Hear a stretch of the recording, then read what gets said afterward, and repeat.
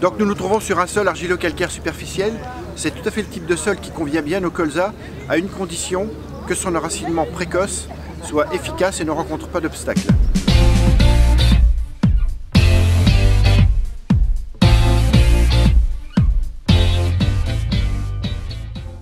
Il faut savoir que le colza fabrique à peu près 70 à 75% de ses racines dans la phase automnale et hivernale. Son installation est capitale pour la mise en place du potentiel.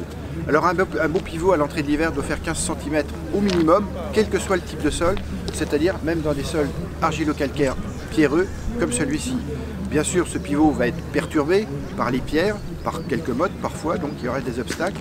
À chaque obstacle, il va émettre une racine secondaire, mais c'en est que mieux puisque on aura une très bonne colonisation verticale, le pivot, et une très bonne colonisation horizontale avec ses racines secondaires.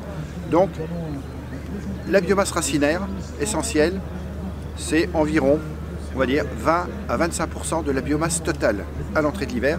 Cette valeur est capitale, tout comme la valeur d'un pivot de 15 cm au mois de novembre par exemple.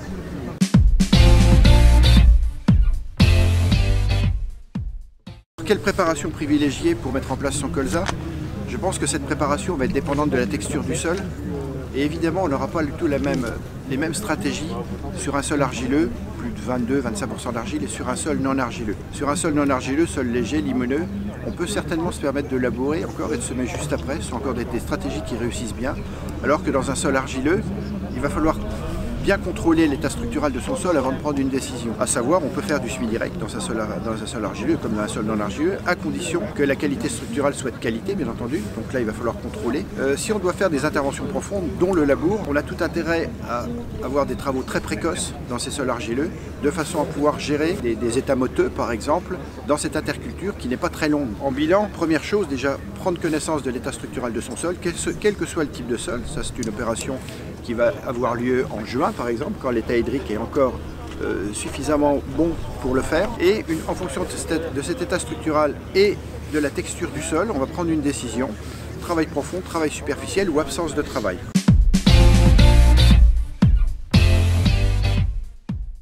Je pense qu'il est capital de regarder l'évolution de l'état structural et de l'état biologique de son sol. Quand le regarder, avant la mise en place de chaque culture pratiquement, ou alors lors du cycle de la culture. Et effectivement, on a des plantes comme le colza, comme le tournesol, qui nous permettent, grâce à leur pivot, de bien évaluer la qualité structurale. Accident, pas d'accident, si le pivot est de qualité. Sinon, avant de mettre en place son colza, je conseille donc vérifier l'état structural pour savoir quelle intervention pratiquer au mois de mai, au mois de juin, voire au mois de juillet. Tout cela va dépendre de l'état hydrique du sol. Et là, on peut faire tout simplement un test bêche sur 0,20 en distinguant bien l'horizon 0,10 puis l'horizon 10,20 pour savoir quel sera le type d'implantation la mieux adaptée et quelle profondeur travailler avec quel outil.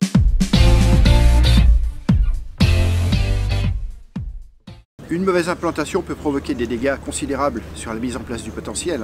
Pourquoi? Parce que cette mauvaise implantation peut retarder la levée, peut générer des mauvaises structures de peuplement et surtout peut contrarier la cinétique de croissance automnale, voire de printemps. Donc une mauvaise implantation peut provoquer des pertes de rendement considérables, voire de 50, voire 60-70%. Pourquoi?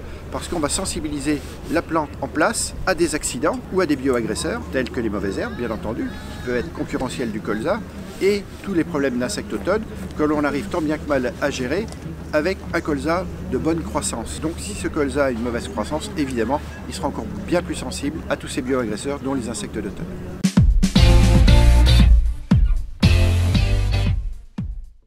Le colza est soumis à de fortes agressions à l'automne, grosse altise, charançon du bourgeon terminal, bioagresseurs qui parfois limitent les surfaces de colza et évidemment limitent le potentiel dans certaines régions. Donc il faut actionner tous les leviers agronomiques pour contrarier l'impact de ces insectes. Et les leviers agronomiques, ça commence par la vigueur, la croissance. Et c'est la dynamique de croissance qui est essentielle. C'est-à-dire que le colza, tant que les températures sont favorables au développement, le colza doit faire de la croissance et conserver un statut azoté de qualité pour toujours être dynamique tout au long de son cycle. C'est le premier levier à mettre en place pour gérer ces insectes d'automne, au même titre que l'association avec des légumineuses qui va permettre une forme de perturbation vis-à-vis de ces insectes.